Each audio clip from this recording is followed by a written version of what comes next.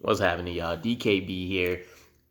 This offseason has been absolutely amazing if you're a New York Jets fan. We've had so much glowing news from free agency to the draft to now. There's been a lot of OTA reports that have made things extremely interesting and unique for us. And we talked about Ashton Davis as a rising star through OTAs. I have another player for you guys, and it just happens to work out that the balance in life says it's going to be an offensive spot. So Lawrence Cager is a guy that's hoping to secure a roster spot and maybe even make a significant contribution this season.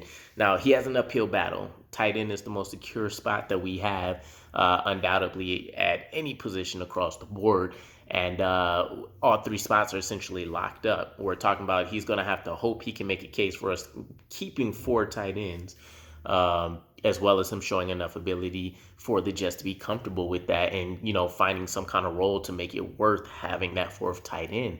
So Lawrence Cager, a little background, 6'5", 220-pound guy that walks in a couple seasons ago.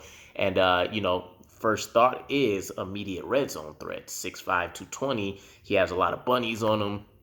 And then, of course, he has a little bit of underrated speed. I know that gets thrown around a lot, but he's a big guy. He's not outrunning, a lot of these other cornerbacks, but 6'5" on the edge is hard to also compete with. So we're talking about a Denzel Mims, of course, a little bit taller and a little less yards after catch ability. We're talking about a pure kind of possession style receiver. Now, things haven't panned out for him between injuries and then him being stashed and trying to work his way up and us fully revamping and overhauling the wide receiver position worked against him. So I don't know if it was a personal choice talking to the coaching staff or if the coaching staff suggested and he was all in, but either way, he switches over to try to work and come up in the tight end room. Now, this is all before free agency. This is before the draft happened, so it looked like it was going to be a great opportunity for him. Still potentially could be as well. But here's the thing.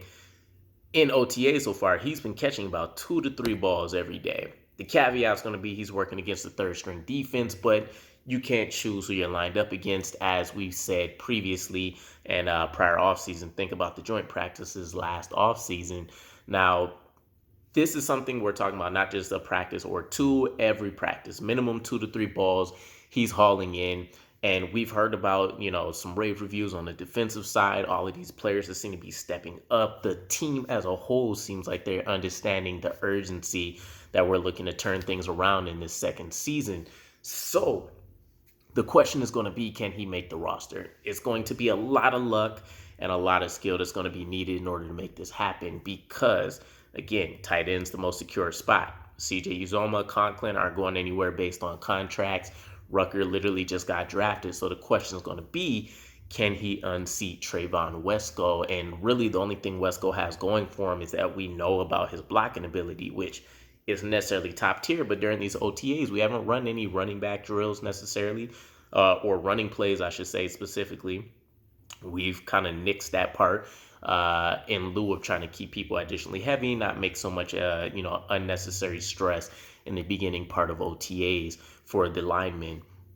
Now, all passing plays, he's doing whatever he can to make it known he's prepared. I mean, packing on 21 pounds in a single offseason is crazy. So he's done literally everything that he humanly can up at this point in time to prove that this is a good move for him. Now, Trayvon Wesco is in that hybrid fullback role. And then his kind of role got eaten up by the fact that Nick Baldwin ended up coming into town as well. So Trayvon Wesco already himself probably wasn't going to have a secure spot on the roster. The question will be, how creative does Mike LaFleur think he can get? Let's say we believe in Cager and we bring him on.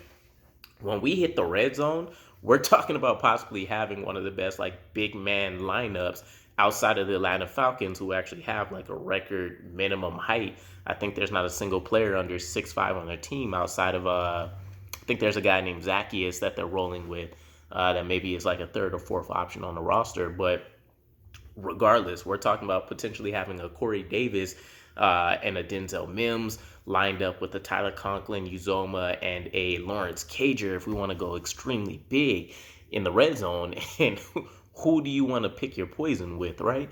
And Lawrence Cager kind of being that unknown option, there's probably some things that we can set him up with, like a couple specific packages where he's essentially the primary target.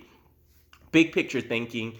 Either way, though, I'm extremely excited to hear the news. I'm really rooting for the guy because I think his story, in terms of how he's made the roster and the team, if he can make it happen, would be awesome. And we also have the new flight series that's going to be coming out Thursday. So, I can't wait to see that. And hopefully that sheds a little bit of light on some other questions out there. But let me know what your guys' thoughts are. Do you think Lawrence Cager has what it takes to make the roster?